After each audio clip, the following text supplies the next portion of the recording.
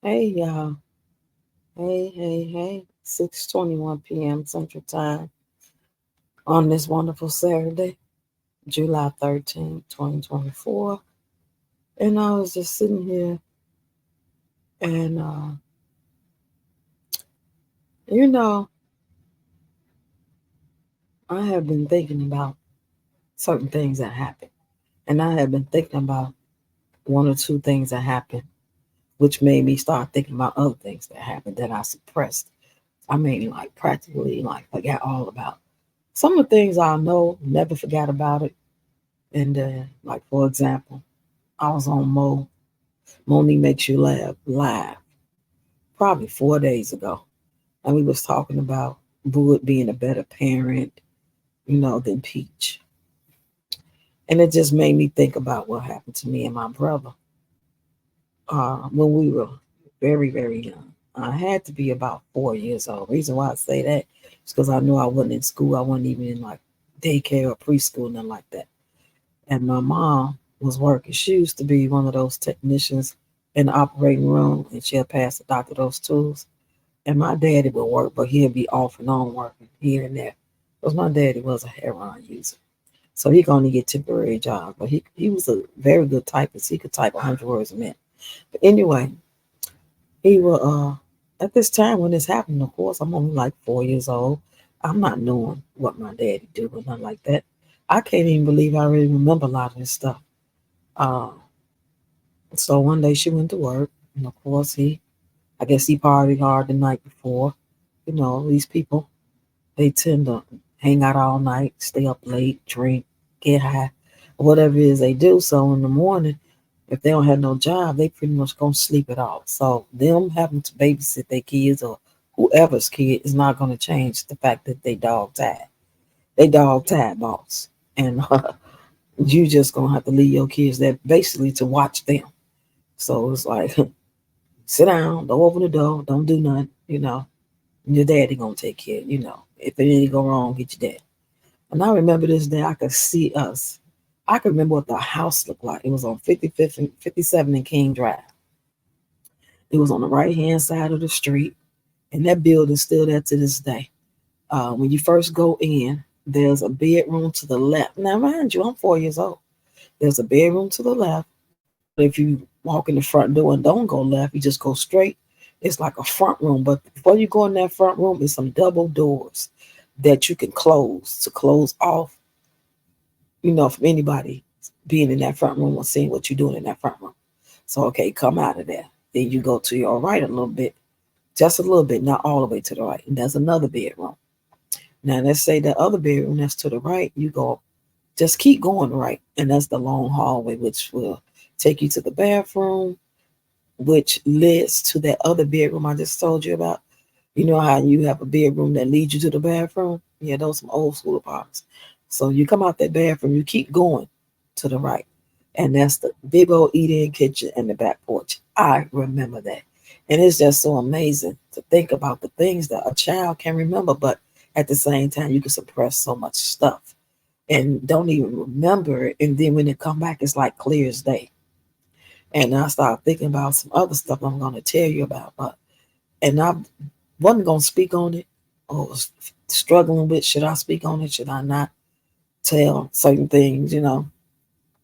But I'm so amazed at how it just was suppressed in my mind that, made me to wonder like why, like what's wrong with me? Like it made me start thinking about maybe it's part of the reason why I feel so paranoid or so nervous or so unprotected, you know what I'm saying?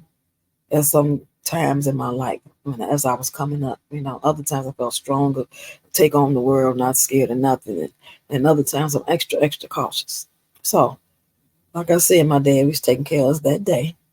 Now he's in the bedroom, not the one you first come in and go to the left. He's in the one that leads to the bathroom. He's in that dog tag. And I remember we used to drink that Gordon's gin. Anybody remember that Gordon's gin? Oh my God. You talking about Secret Strand Strong. It was Gordon's gin. I remember the bottle because my grandfather would come over. I don't know if he stayed with us, lived with us, or just was visiting. He would drink that too. My father would be sleeping, me and my brother be on the floor on the side of the bed drinking some of that. And I know later on my father would drink not night train, red wild Irish rose. We would take some of that too. But during this time, I remember just taking some of that. And this one day, we just shaking him and pushing him, trying to wake him up, like we hungry. We hungry. He ain't moving. He ain't saying nothing. If he got moaning, moving a little bit, but not really fully waking up. We hungry. We just pushing him and singing this song. We hungry. I look to my right and my brother ain't there no more. So I just realized I'm singing this song by myself. So I go follow. Next thing I know, he in the bathroom. I get to the bathroom. He in there striking matches. Now this is one of them bathrooms. Ain't too many bathrooms these days that got a window to it. Back then, back in them days in Chicago, a lot of them places was built like this where you had your own window in that bathroom. Old houses was made like that too. So he started striking matches, and then I started striking matches. I'm doing what he doing. Next thing you know, the curtain catch on fire, that whole wall. Now, mind you, I'm 4, he 5. He might be close to 6 because he's like a year older than me. So we looking up. I recall like looking up to the point where my neck about to break because that's how tall the wall is. And we just looking at the fire in the basement. We didn't go scream. We didn't go wake up my daddy. We weren't trying to get out of it. We was just looking at that fire. My daddy woke up. I guess the smoke or the alarm he went off or he smelled the smoke and he got up out that bed and he got a big old bucket. And I remember at that bathroom sink filling that bucket up and throwing water on that fire. He did it too. I guess it was out. Next thing I remember, he came in that room, the one that you come in front of and go to the left. That's where I was at. He came and told my butt up. I don't remember him whooping my brother. My brother might be in a totally different room or something, separate us, whatever. But I don't remember. I remember being in that room on the bed and doing flips for him, tearing my butt up. And that's the only time I ever remember getting my butt whooped by my father. Ever. I don't even remember him saying no more than cut all that goddamn whining out, Roxanne. You know, that's the only thing I'm able to tell him because I was a crybaby. You couldn't even look at me, let alone say, could you watch Roxanne for me while I go to the store? Or I got to work tomorrow. Could you watch? Nobody wanted to watch me. I was so spoiled. All I wanted was my mom. So, now, like I said, I thought about this while we was on Mo's Live because we was talking about uh, Wood being the better parent. And the first thing came to my mind was, yeah, he might be the better parent. Y'all not lying about that. But even being a better parent is not a good thing if you're not good, if you're not nurturing, if you're not careful, if you're not a protector, if you're not going to be alert to really watch the kids. That's how a lot of kids get hurt because people are not really doing what they're supposed to do. You know what I'm saying? Even at like daycare places and you're not really watching the kids and they in there playing with stuff or fighting each other. You know what I'm saying? So it don't matter who's the better parent. You know what I'm saying? When they both shitty. Now, my father had a issue with drugs and of course alcohol, I guess. And but after that, I don't recall him watching us no more like that. I just don't remember. I'm not sure he did, but I don't know. I think shortly after that, my mom ended up just quitting her job or something like that. Yeah, and I also had another memory. I remember again. I had to be between. I say between possibly 5, but no more than 6 or 7. And my grandmama at this time had a boyfriend. His name was Jerry. He was very old and he walked with a limp and he had a cane. And I remember she would get up in the morning, make him breakfast. She'd make him sunny side eggs up, fry that maple bacon smelling so good. She might make pancakes. You know, she cooked for us too. But I remember, and he would eat first. He'd be sitting at that table, you know, and then she'd feed all us kids. She old school. We talking about in the 70s. But I remember Jerry, but I don't remember Jerry for like years and years and years. I remember Jerry being around at a certain point in time. I don't know if he passed away or they broke up, then he passed away or whatever. I remember him being around maybe, it might have been 6 months, might have been a year, might have been less. But I don't remember him being a big part of our life because he was just that old. But the memory that kept popping in my head for some reason, all of a sudden, out of nowhere, Because what triggered it was us talking on Mo's live. And after I started talking about the fire, because I mentioned it in the live, and we kind of touched on it a little bit. It's hard to keep typing, so we didn't really keep going back and forth about it. But me and Mo did talk about it a little bit. So but after that, that's when I realized that I started thinking about this. And I'm like, how in the hell did I start thinking about this? I recall being in the bed with him. Y'all, I recall being in the bed. I remember what the bedroom, the apartment looked like. Because my grandmama stayed in that apartment until I got at least 20, 21 years old. So I grew up in that apartment, very huge apartment. I remember exactly what it looked like, just like I remember the one we lived in. And I recall being in the bed with him, like when she might have been making breakfast or cleaning or washing clothes. And it's like I would be in there. Nobody else was there. Like might just be me and my brother, maybe. I don't know. I don't recall nobody else being in the room, but the position I was in was in front of him. You know how you lay on the bed and you on your pillow and then you turn to your right side? That's how he was laying. He was laying like in the bed on the pillow with his elbow propped up, turned all the way to his right side. And I get in the bed and get right in front of him. And I felt him. I don't remember anything else, no penetration or being fondled or nothing like that. I just remember being laying in that bed. And I have never thought about that in so long until maybe 2 or 3 days ago. And I've been struggling with like sharing, 'cause as you see, the title is childhood memories, right? So again, I couldn't have been no more between 5 and 7 years old. Why am I remembering things? Why did I suppress them in the first place? I mean, I guess one of the reasons is when you're that young, you don't remember that much at all. But it's always going to be in one or two things that stick out. Like I got a picture of me when I was 4 years old, and I'm going to share it. I don't know. I had to be 4 years old. And I'm in a ballerina's position, like my one arm is up and one arm is down, and I got my leg up like a passe position for a dancer. But if I had never had seen that picture, I wouldn't have known that I thought about dancing or liked to dance back then at that young age. I never would have. So I really cherished that picture. So another one of my memories, y'all. I hope y'all listen to this whole video. My other memory is being left alone with my cousins for hours and hours and hours, hungry. When I say being left alone, like the grandmother who I just got to talking about with the boyfriend, now my grandmother, rest in peace, grandma. I ain't mad at her. I ain't feel no type of way. Everybody deal with trauma and suppression of their memories in different ways. Me talking about any of these things I'm talking about is not me being angry, mad, or anything like that. My mother, my father, stepfather, none of that shit. I'm just talking about childhood memories. And it's just I'm just trying to figure out like or understand maybe why I am the way I am. And me being almost 58 years old, thinking about that. So the next memory is us being alone as kids. Now the grandma, like I said, just got to talking about a boyfriend. I have another grandmother, which is my mom's mom. That grandmama with the boyfriend who I was laying in the bed with, that's my dad's mom. They live exactly around the corner from each other for many, many, many years. So at this time, when my grandma would be at work, she worked at Cook County Hospital and she would clean the room. So from 5 something in the morning all the way up to probably I'll say 3:30, 4:30, she would be gone.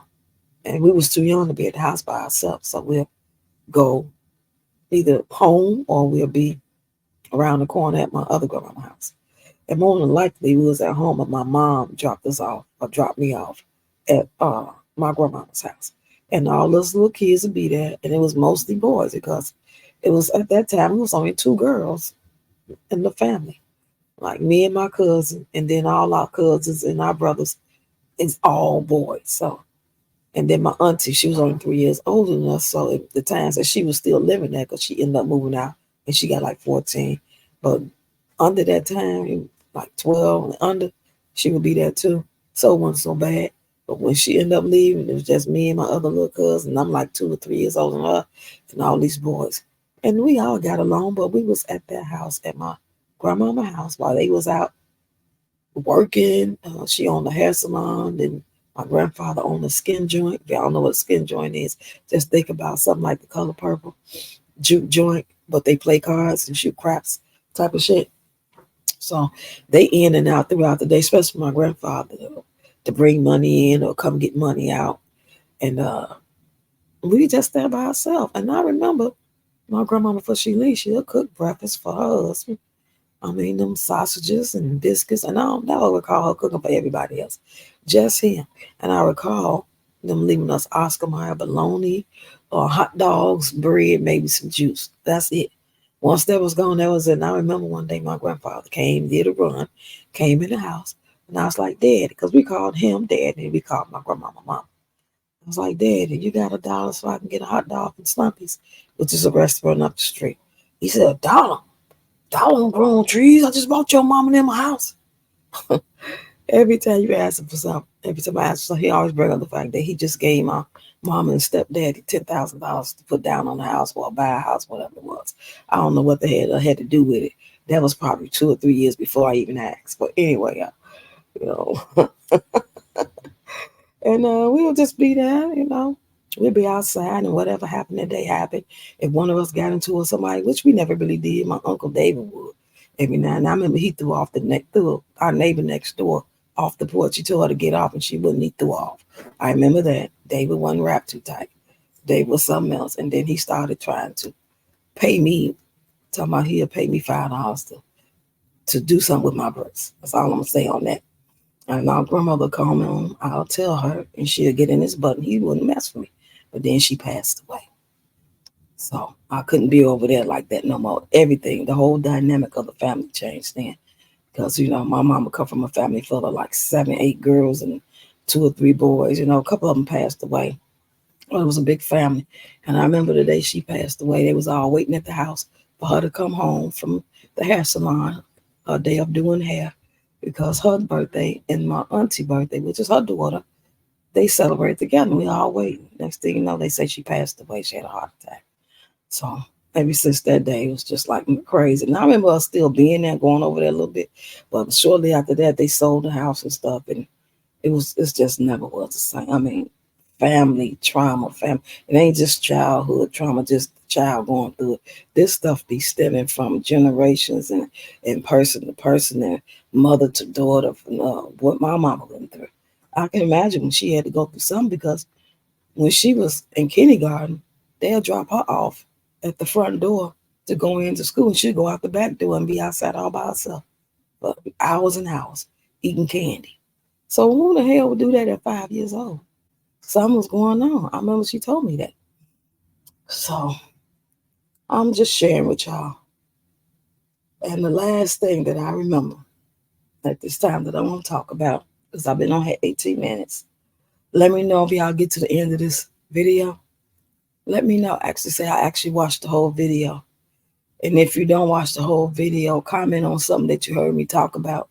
So at least I know you did listen to some of it. I appreciate that too. So the last memory I can recall right now is, it's a lot, y'all, stuff I can talk about, but save it for another day as the memories come to me. It's more feelings right now. It's feelings like I'm wondering at this big age I am, like, why I am the way I am? Why have I always been the way I was when I felt this way and snapped off and, you know what I'm saying, and everything else, and paranoid and scared, afraid my mama leave out, she ain't coming back. But this the last memory. My stepdad and my mom took me to meet this old white man, which they found out or heard about through another friend. His name was Bilbo. Bilbo would go to the racetrack. He'd take me, him, sometime by myself, and sometimes all of us would go together.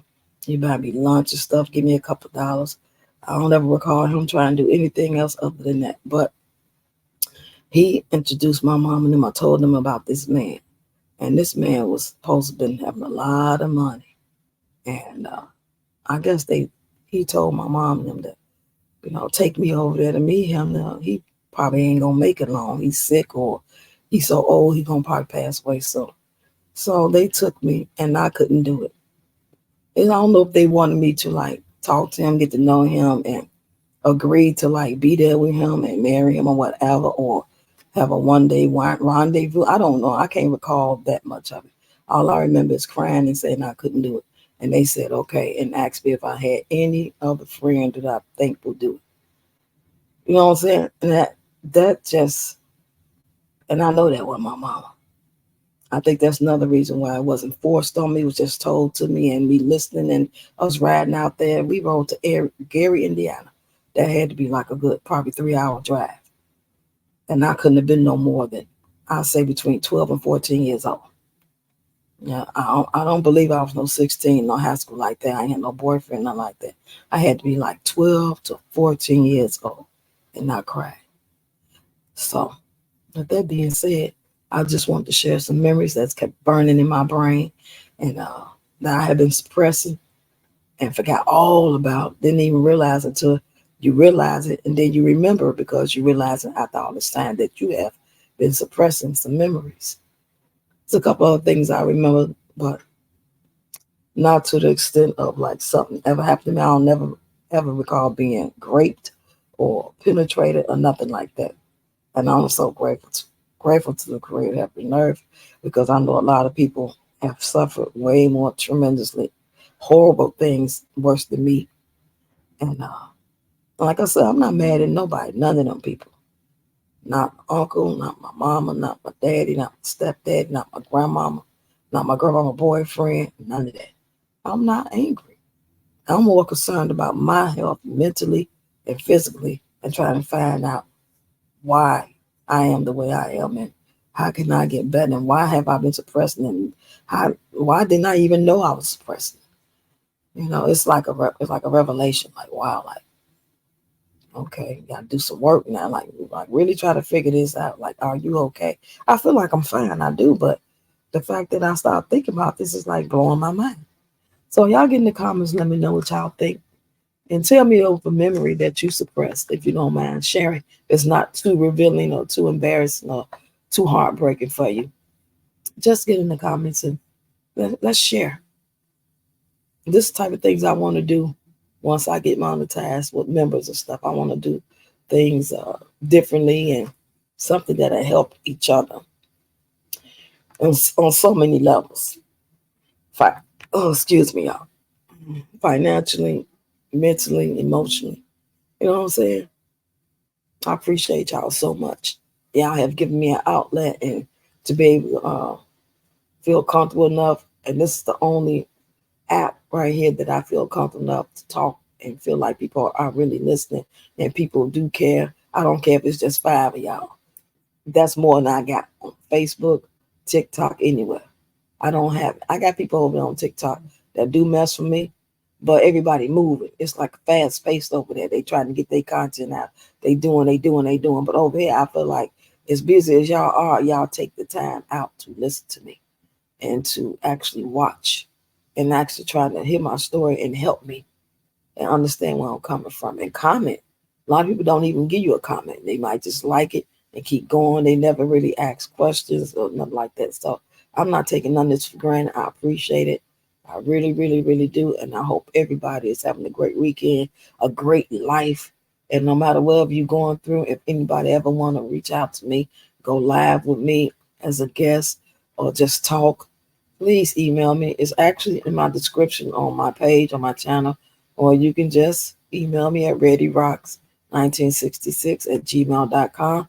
The spelling is READIIROX, another X, 1966@gmail.com. Talk to y'all later. Love y'all.